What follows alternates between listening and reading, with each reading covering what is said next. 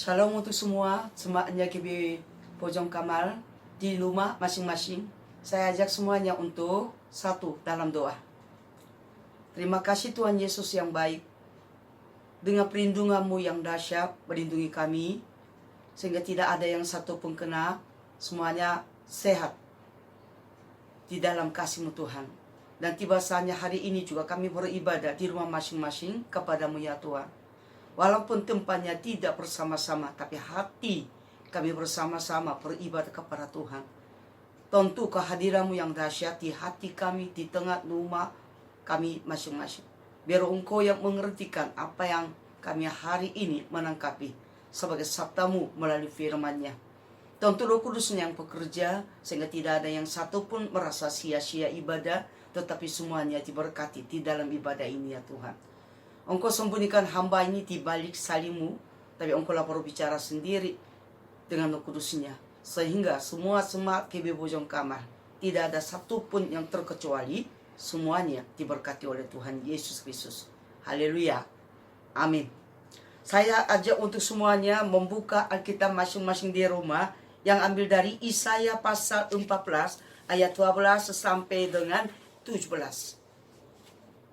Saya akan membacanya. Wow, Engkau sudah jatuh dari langit, hai bintang timur, putra fajar. Engkau sudah dipecahkan dan jatuh ke bumi, hai yang mengalahkan bangsa-bangsa. Engkaulah yang tadinya berkata dalam hatimu, aku hendak naik ke langit, aku hendak mendirikan tataku mengatasi bintang-bintang Allah. Dan aku hendak duduk di atas bukit pertemuan jauh di sebelah utara. Aku hendak naik mengatasi ketinggian awan-awan. Hendak menyamai yang maha tinggi. Sebaliknya ke dalam dunia orang mati Engkau diturunkan ke tempat yang paling dalam di liang kubur. Orang-orang yang melihat Engkau akan memperhatikan dan mengamat-amati Engkau. Katanya, inilah Dia yang telah membuat bumi gemetar dan yang telah membuat kerajaan-kerajaan bergoncang, yang telah membuat dunia seperti padang gurun dan menghancurkan kota-kotanya, yang tidak melepaskan orang-orangnya yang terkurung pulang ke rumah. Terima kasih atas kerjasama untuk membaca firman pagi hari ini. Saya kasih judul, jangan tukar posisi Allah dengan posisi kita. Sekali lagi, jangan tukar posisi Allah. Kalau firman ini sudah memperjelaskan tentang keberadaan iblis, disebut si jahat, disebut lagak, dan sebagainya. Dia mencobai menukar posisi Allah. Tapi Allah kita semua tahu, maha tahu, mengetahui rencana si jahat itu, yaitu disebutkan firman-Nya bintang timur atau putra fajar, sehingga dilemparkan ke bumi sebagai roh. Sebelum Adam dan Hawa diciptakan, si jahat itu sudah berada di dalam bumi ini yang belum dibentuk. Dan disebutkan bintang timur putra fajar di dalam Yohanes pasal ke-8 ayat 44. Ini adalah pendusta dan bapa segala dusta. Berarti apapun segala sesuatu yang berasal daripada si jahat ini atau iblis adalah dusta. Kata lainnya dusta beda sama jauh beda atau lawan, yaitu dengan kebenarannya. Sehingga segala sesuatu daripada Allah adalah kebenarannya. Sedangkan segala sesuatu daripada si jahat iblis itu adalah dusta. Makanya sekarang orang dunia begitu dibohongi, didustain oleh si jahat, sehingga orang dunia percaya bahwa si jahat iblis adalah raja. Sebenarnya kebenaran yang itu yang berasal daripada Allah, yaitu Allah adalah kebenarannya yang mengutuskan anaknya untuk menyelamatkan manusia. Sehingga kita harus tahu sebagai orang percaya, khususnya jemaat GB Bojong Kamal, kebenaran adalah berasal daripada Allah.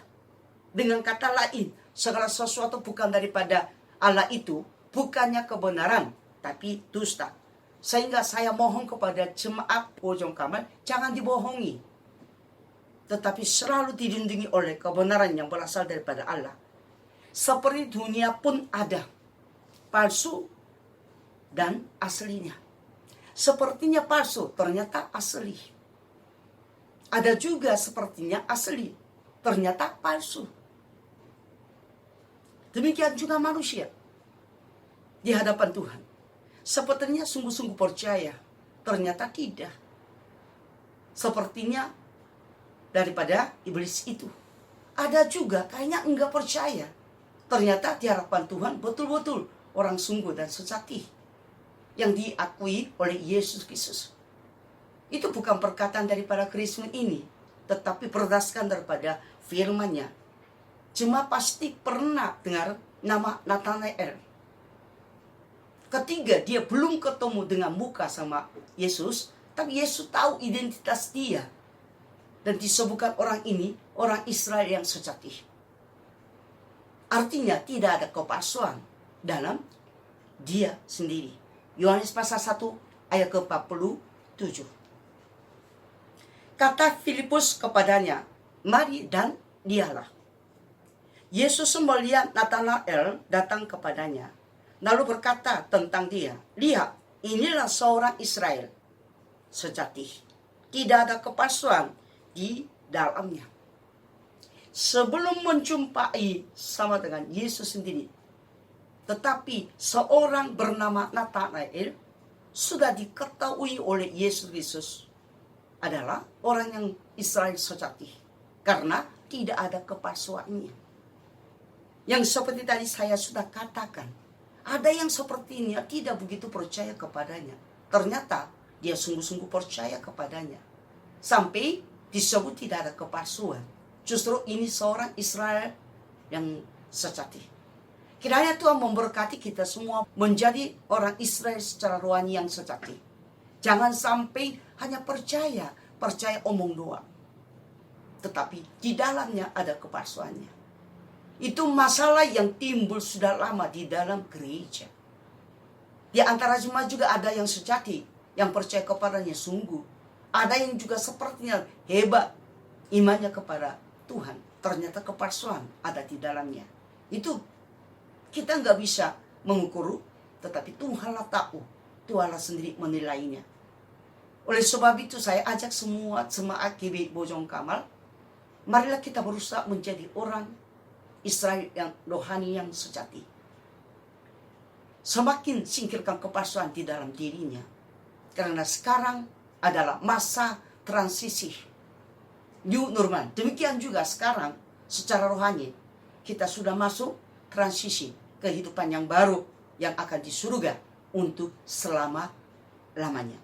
Bukan hanya seperti itu, tetapi juga ada yang satu sungguh-sungguh sebagai murid Yesus selama 3 tahun lamanya dia mengikuti Yesus.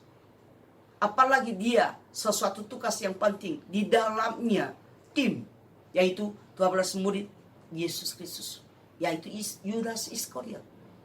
Pernah dia disebutkan oleh Yesus sendiri adalah iblis. Coba menyelidiki atau menenungkan di antara Nathanael sama dengan Yudas Iskariot. Yohanes pasal ke-6 ayat 70. Jawab Yesus kepada mereka, bukankah aku sendiri yang telah memilih kamu yang 12 ini? Namun seorang di antaramu adalah iblis.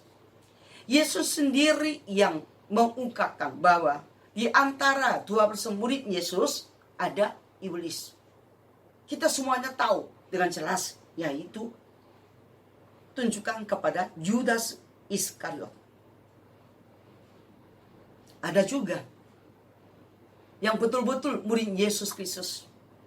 Betapanya dia hati yang semangat mengikut Yesus dan mencintai Yesus.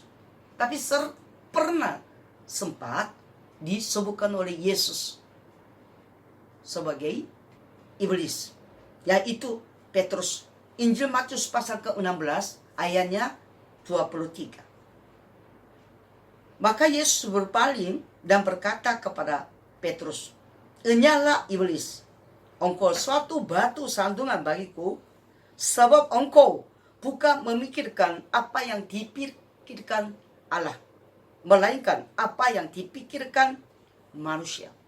Ketika Yesus menceritakan apa yang akan terjadi pada dirinya, yaitu ditangkap dan dipakuin pada salibnya dan akan mati dan bangkit hari yang ketiga, dia antara orang mati.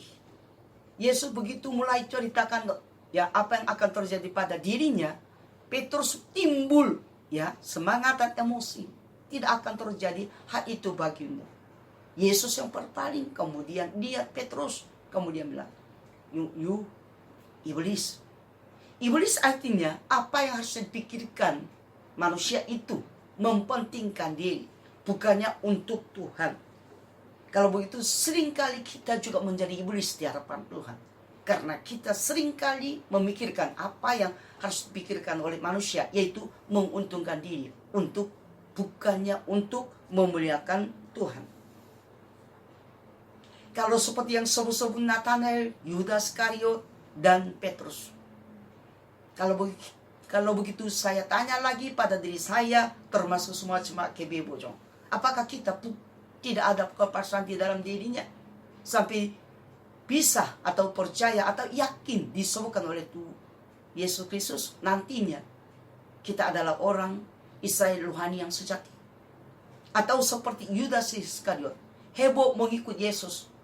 Tapi akibatnya divoniskan oleh Yesus sendiri adalah iblis. Atau seperti Petrus sempat timbul keinginan manusia sesuai dengan perasaannya manusia sendiri. Akhirnya sempat disebut iblis.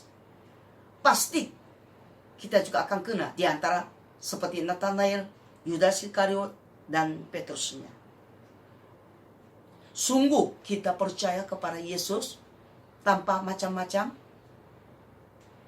yang dipikirkan oleh manusia. Sungguh betul-betul menyembah Allah saja, memuji Allah saja, hanya mengharap sama dengan Dia, hanya rindu intim sama dengan Tuhan. Atau menyembah, memuji, berdoa intim sama Tuhan dengannya tujuan supaya diupain apa yang kita lakukan di hadapan Tuhan, dengannya maunya diupain. Menyembah Tuhan diupain. Ibadah, datang ke gereja ibadah diupain. Jadi kaya, jadi harus sehat dan sebagainya. Itu kan kaya dan sehat dan bahagia atau happy, nyaman dan aman sebenarnya adalah keinginan manusia yang selalu dipikirkan oleh manusia. Nah, justru ketika kita menyembah, memuji Tuhan, datang ibadah, dan komsel, dan ikut komsel, dan segala sesuatu yang kita lakukan, jangan sampai mau diupain. Sehingga ketika merasa tidak diupain, langsung tidak ragu-ragu mengeluh kepada Tuhan. Betapa kita harus mengukurkan diri. Apakah kita semua menjadi orang Israel rohani sejati, atau seperti Yudas Iskariot, seperti sifat iblis, begitu mau mencobai menukarkan posisi sama dengan posisi Allah. Itu kan sifat iblis itu, untuk memuliakan diri sendiri dan juga mau dimuliakan. Itulah sifat iblis. Ketika kita juga ikut menyembah, memuji, beribadah, berdoa, ikut komsel dan semua, termasuk persembahan dan sebagainya, dengannya hati mau diupain. Berarti mempentingkan diri, ya, bukannya untuk kemuliaan bagi Tuhan. Itu juga menurut saya mirip karakter sama dengan iblis itu. Seperti begitu hati iblis yang tidak pernah berhenti untuk mencobai menukarkan posisi Allah dengan posisi dia sendiri. Disanjung, ditinggi, dipuji, ya, disukai dan semuanya. Nah, ini kita perlu sekali pikirkan, ini adalah iman yang ego. Sifatnya sama dengan sifat iblis itu. Selalu kita juga mencobai menukar posisi Allah dengan posisi kita. Kenapa saya bicara begini? Seringkali Yesus menjadi pesuruh, kita yang menjadi penyuruh. Ya, minta diberkati, minta disehatin, minta kayain dan sebagainya. Tanpa memikirkan fungsi manusia diciptakan untuk apa. Seperti iblis selalu mau dipuji, disembah dan sebagainya. Sampai dia pernah mencoba menawarkan dengannya harta milik dunia ini sama dengan Yesus Kristus. Injil Matius pasal keempat ayat 9 sampai dengan 10. Dan berkata kepadanya, semuanya itu akan kuberikan kepadamu jika engkau sujud menyembah aku. Maka berkatalah Yesus kepadanya, enyalah iblis, sebab ada tertulis, engkau harus menyembah Tuhan Allahmu, dan hanya kepada Dia sajalah engkau berbakti. Ketika Yesus digodain atau ditawarin oleh iblis itu sebagai raja atas dunia ini, Yesus begitu berkata ya kepada iblis itu, yaitu hanya kita menyembah, termasuk Yesus penganjur menyembah Allah saja. Hanya kepada Allah saja kita harus berbakti, tanpa harap diupain. Yesus Kristus sebagai anak yang tunggal daripada Allah, tidak pernah diupain ketika dia menjadi manusia. Tidak pernah ingin diupain, yaitu ketika dia mati di kayu salib. Tidak pernah ingin diupain ketika dikubur selama 3 hari di dalam kuburan di dunia ini. Sedangkan dia sebagai Allah, posisinya anak daripada Allah sendiri. Tanpa diupain, lelah dia menjadi manusia untuk menyelamatkan manusia. Kalau begitu kita juga yang diselamatkan oleh Yesus sendiri tanpa harap diupain, menyembah, memuji, berbakti, berdoa intim sama Tuhan, membangun hubungan yang erat sama dengan Allah sebagai Bapa. Nah, ini yang kita harus lakukan. Kalau tidak, hanya keinginan kita yang menjadi penguasa tunggal dalam kehidupan kita semua, sehingga selalu mencobai menyuruh kepada Allah supaya Allah turun tangan memberkati kita semua, supaya Allah menyembuhkan kesakitan atau penyakit kita semua. Nah, ini yang kita harus pikirkan pada hari ini. Sudah 3 bulan namanya kita tidak ketemu di satu tempat, yaitu gedung gereja, untuk berbakti, untuk beribadah kepada Tuhan. Nah, di situ semuanya ibadah di rumah masing-masing. Kalau setelah habis ibadah, selesai 2 malam, jemaatnya dipoto, kemudian kirim WA untuk pemimpin melihat. Apakah itu sungguh atau hanya foto? Ini kami sebagai tim penggembalaan tidak bisa mengukur. Hanya jemaat sendiri introspeksi di hadapan Tuhan. Tanpa ingin diupain, apakah betul-betul mengucap terima kasih kepada Tuhan? Karena selama 3 bulan ini lama pun Tuhan tetap melindungi kita semua. Dan harap juga kepada Yesus tetap Tuhan melindungi kita semua. Sehingga dalam kesehatan, walaupun ada yang sakit, ya, tapi tetap mengucap syukur. Dan Tuhan izinkan kita boleh berkumpul bersama-sama di gedung gereja untuk berbakti, memuji, menyembah Tuhan. Seringkali kita sudah mendengar sampai sudah hafal atau bosan soal transisi new normal. Tidak akan seperti yang sebelum terjadi COVID-19 ini. Sehingga ibadah pun tidak bisa semua orang bersama-sama, tapi harus punya jarak. PSBB di daerah Tangerang masih berlaku. Gereja kita juga sebagai organisasi yang daftar di pemerintah Indonesia harus mengikut. Sehingga kita harus disiapkan sesuai dengan protokol kesehatan. Nah sekarang transisi new normal yang diajak, dihimbaukan oleh pemerintah. Kalau secara rohani, kita juga sekarang transisi kehidupan yang akan di surga untuk selama-lamanya. Semuanya GBI Bojong Kamal sudah siapkan diri untuk masa itu, transisi kehidupan yang baru di surga, atau belum atau enggak, sampai pikirkan. Jangan hanya sampai kita selalu fokus kepada Tuhan untuk menjadi kaya. Tidak mau kekurangan sama sekali. Selalu mimpi kesehatan yang sempurna. Selalu rindu dan mau happy dan sukacita dan girangan dan sebagainya. Selalu maunya itu tidak ada kekurangan sama sekali di dalam kehidupan. Hanya itu aja tujuan kita datang kepadanya. Menurut saya kurang. Karena belum memiliki hati yang memuji Tuhan tanpa upah, itu kita harus memiliki. Yang tadi yang saya sebutkan saja yang kita rindukan, jadi kaya, sehat, sempurna, happy, sukacita, girangan, dan semuanya tanpa kekurangan. Itu yang hanya tujuan datang kepada Tuhan. Itu tidak beda sama dengan sifat daripada iblis itu. Begitu tantangan dalam kehidupan sampai penuh dengan peperangan. Sehingga dia mau rindu membangun baik Allah. Allah pun tidak izinkan. Yaitu Raja Daud. Kehidupan dia dari kecil penuh dengan tantangan. Orang-orang iri hati sama dengan dia. Sampai merasa tidak pernah dia tenang secara dunia ini. Karena banyak yang musuh iri hati sama dengan dia. Mencobai membunuh dia. Menghancurkan kehidupan dia.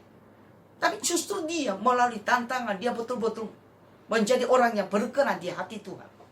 Yang Tuhan akui. Sampai dia tuliskan Mazmur pasal 23. Tuhan adalah gembalaku. Tidak akan kekurangan aku. Penuh dengan tantangan kehidupan. Tetapi dia mengakui Allah adalah gembala dia. Sehingga tidak ada kekurangan sama sekali. Walaupun dia pernah lapar, cari makan pun, dia merasakan tidak ada kekurangan. Dia ancam oleh anaknya, tetapi nggak pernah dia merasakan tidak ada kekurangan perhatian daripada Allah sendiri. Yaitu yang heran. Sehingga kisah para rasul bicarakan.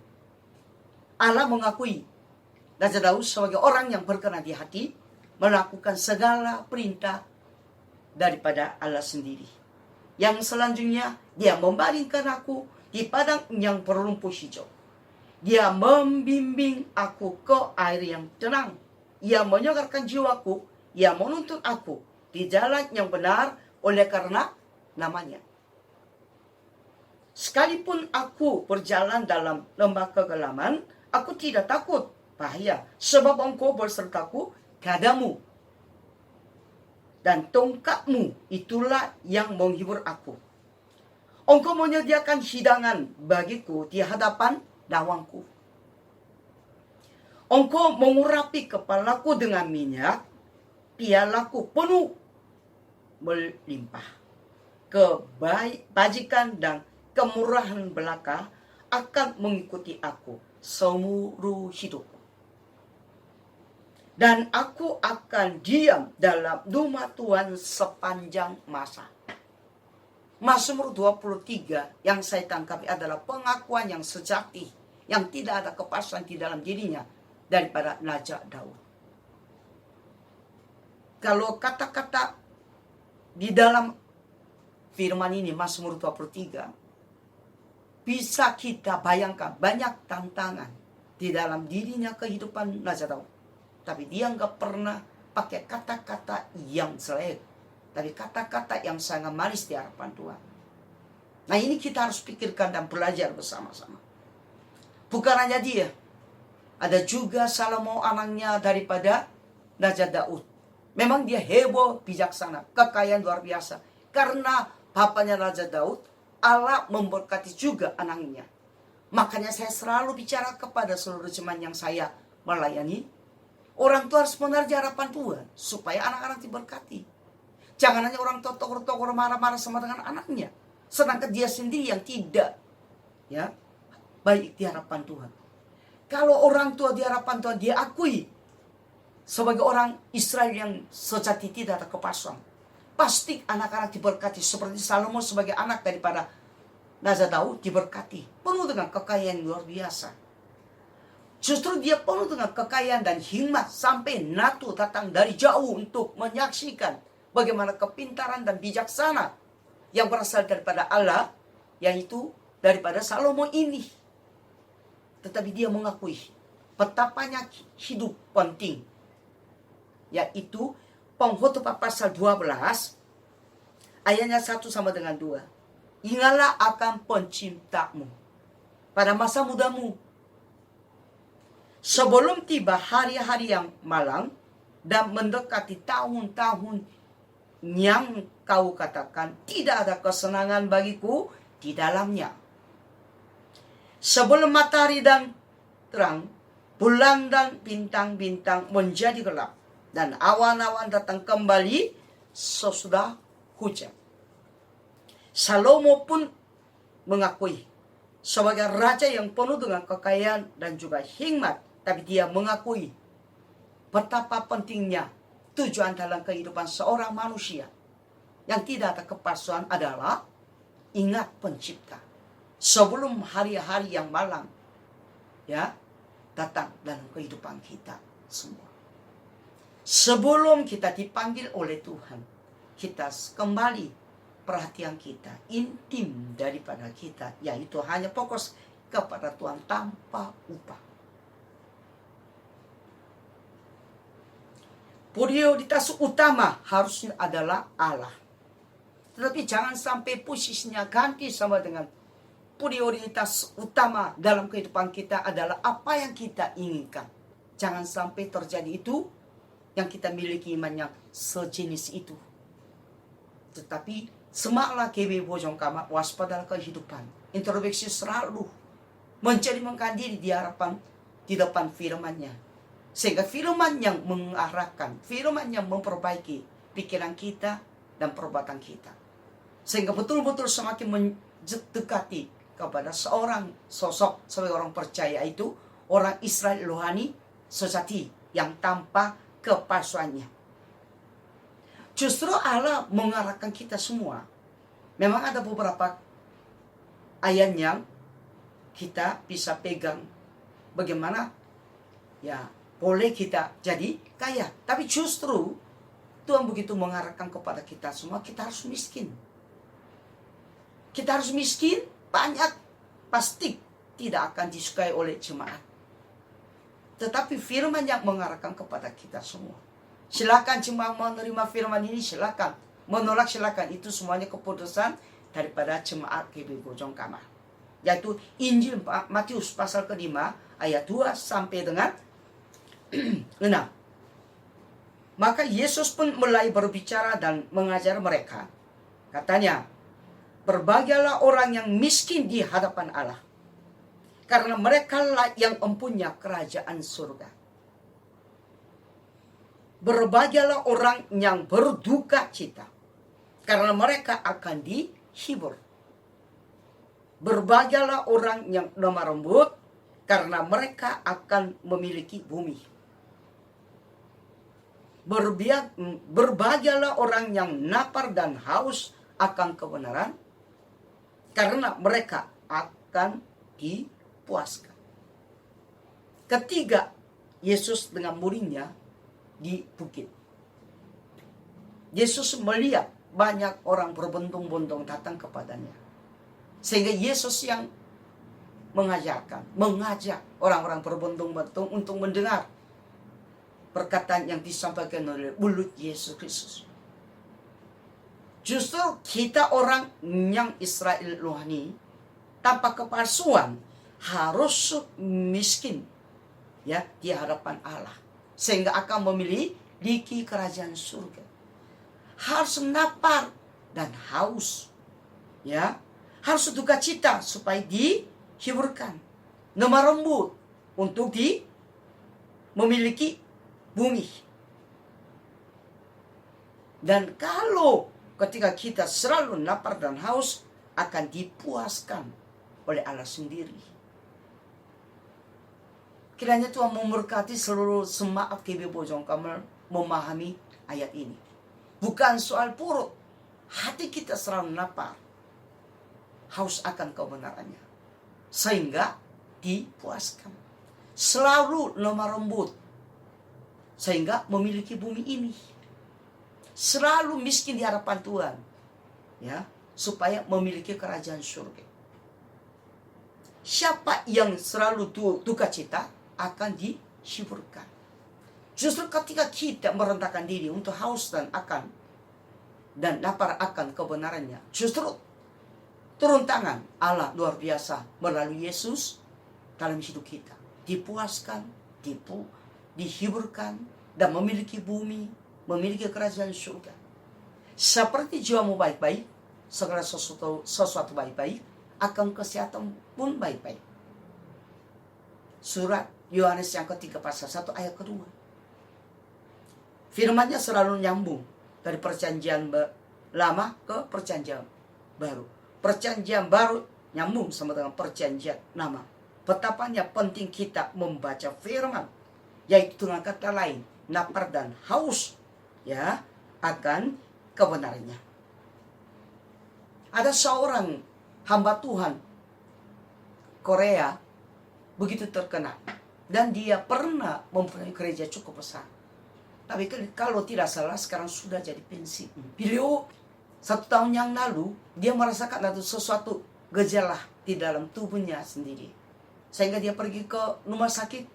Dan setelah diperiksa, dan dokter bawa hasil periksa itu menghadap sama dengan hamba Tuhan ini, kemudian dikatakan, Bapak sudah penyakit paru-paru stadium 4. Pada saat dikatakan oleh dokter, hamba Tuhan ini tanpa sengaja teringat, muncul satu pertanyaan yang singkat. Kenapa harus saya? Itu muncul di pikiran dia secara otomatis ketika dengarkan hasil periksa tubuhnya. Dan setelah dia bilang, kenapa harus saya? Muncul lagi satu kalimat sebagai jawaban. Kenapa harus tidak kamu? Pertama kali, kenapa harus saya?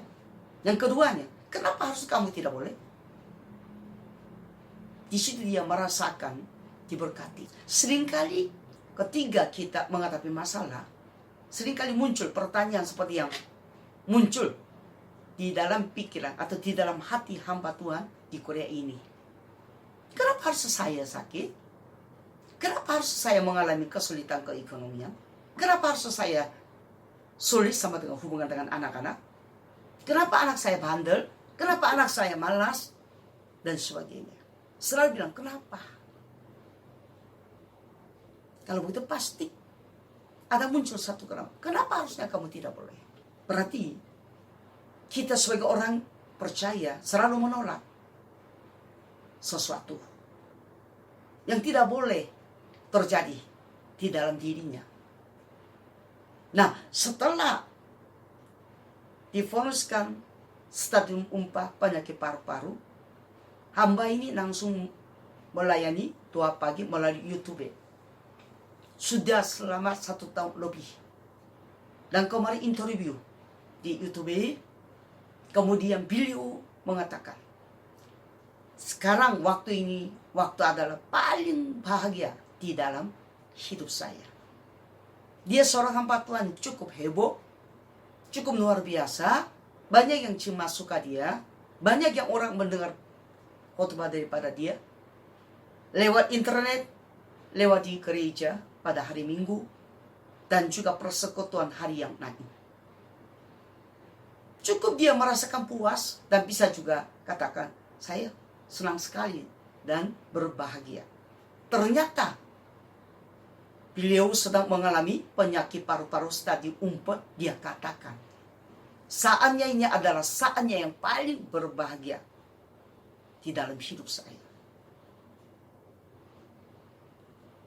Di situ yang saya setelah mendengar interview ini, saya sendiri terharu dan diberkati. Ketika kita terus menerus tanpa berhenti meminta berkat kepada Tuhan atau meminta sesuatu keinginan kepada Dia, tidak akan mengalami sukacita atau berbahagia. Karena minta terus, berarti selalu rasa kekurangan. Selalu rasa kekurangan, bagaimana sukacita? Bagaimana rasa bahagia? Makanya selalu minta sama Tuhan. Selalu tidak merasa puas. Makanya selalu gelisah terhadap kehidupan ini yang begitu gelap. Tiba-tiba tanpa pikiran manusia. Secara dunia begitu sekarang dialami, yaitu dengan pandemi COVID-19 ini. Yang masih mempengaruhi kehidupan kita semua. Kita harusnya ketika kita hanya menghadap sama Tuhan saja, tanpa ingin diupain. Itulah rasa sukacita dan bahagia. Ketiga, semuanya bojong kamar, tanpa mengharap upah, selalu fokus sama Tuhan, baru mengalami ketenangan. Ya, damai dan sukacita dan happy dan sebagainya. Mazmur 130 ayat ke-6. Jiwaku menghadapkan Tuhan, lebih daripada pengawal mengharapkan pagi. Di sini, di dalam ayat ini satu yang sangat istimewa, yaitu satu kalimat yang diulang, jadi 2 kali. Yaitu, lebih daripada pengawal mengharapkan pagi, lebih daripada pengawal mengharapkan pagi. Nah, ini kita harus perhatikan. Pasti security, kalau kerja secara shift, yang paling menunggu paginya siapa? Yaitu kerja shift malam. Kan malam dia, semua orang tidur di rumah, nonton TV. Happy sama dengan keluarga, tapi dia harus kerja. Ya, si malam, sehingga dia harus menjaga usaha atau toko, gedung, dan sebagainya. Pasti mereka otomatis muncul hati menunggu paginya, mengharap paginya, betapa rindunya.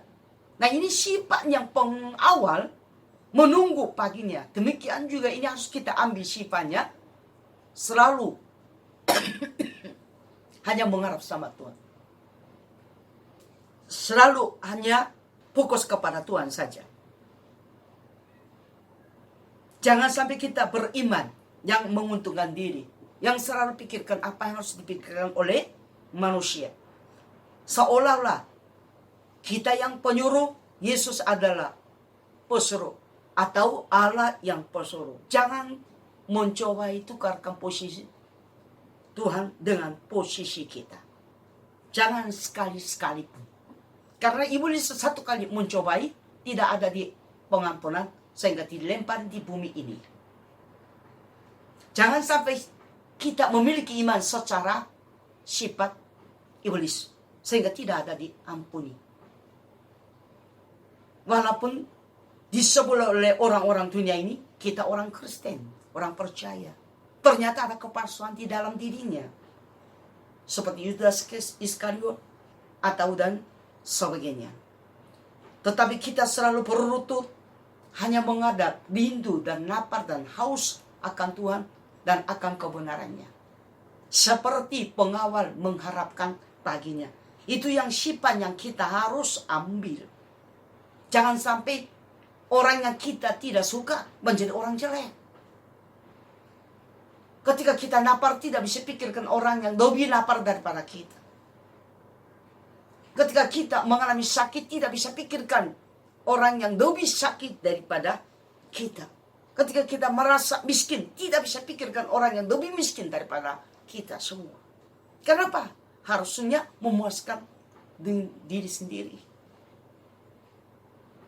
Nah, ini yang saya pagi hari ini mau sampaikan kepada seluruh jemaat KB Bojong Kamar.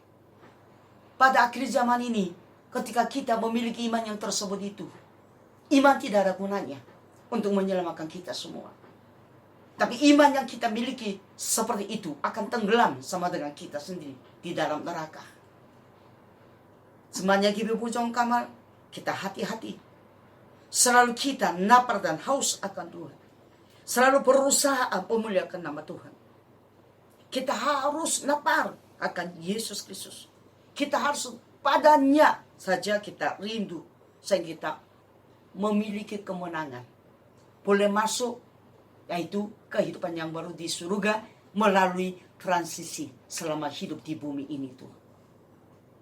Saya pernah sudah sampaikan kepada jemaat Pojong juga, kita sudah masuk di dalam Wahyu awalnya.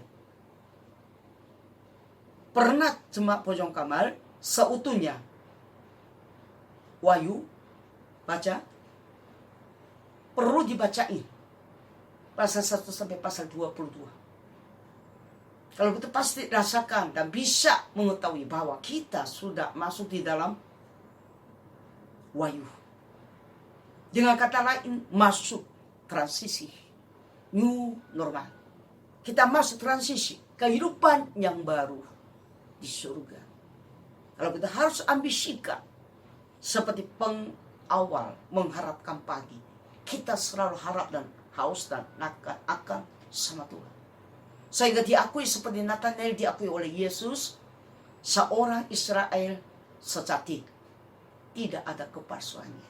Marilah kita menjadi orang Israel rohani yang tanpa kepalsuan dalam diri kita semua. Kita harus menjadi anak Allah, bukannya coba-coba selalu menukar ke posisi sama dengan posisi Allah. Itu celaka akan besar yang akan kita hadapi. Selalu sehat. Walaupun mengalami sakit, jangan mengucap terima kasih kepada Tuhan dan minta pertolongan Tuhan lewat bilih-bilih Yesus. Boleh kita meminta kepadanya supaya terjadi kesembuhan. Tidak ada yang satu pun sakit, semuanya kuasa bilih Yesus Kristus akan menyembuhkan, ya, menyertai dalam kehidupan kita daripada COVID-19 ini. Sampai ketemu di gedung bersama-sama ibadah kepada Tuhan. Tuhan Yesus memberkati. Mari kita satu dalam doa. Terima kasih Tuhan Yesus yang baik atas firman yang sudah disampaikan oleh hamba ini Tuhan. Tentu Engkau tahu pribadi hamba ini penuh dengan kekurangan dan sederhana. Engkau lah lupakan bagaimana hamba ini, tetapi Engkau Roh Kudus bekerja dengan firman ini di dalam kehidupan jemaat Pojong ini. Sehingga seandainya ada yang mengalami sakit pun disembuhkan, ada yang ragu-ragu yang tetap percaya kepadanya, melalui firman ini mereka diperkuatkan. Sehingga selalu mereka ambil sikap haus dan lapar akan sama dengan firman-Nya, sehingga akan dipuaskan. Selalu merasakan miskin di hadapan Tuhan, sehingga akan memiliki kerajaan surga.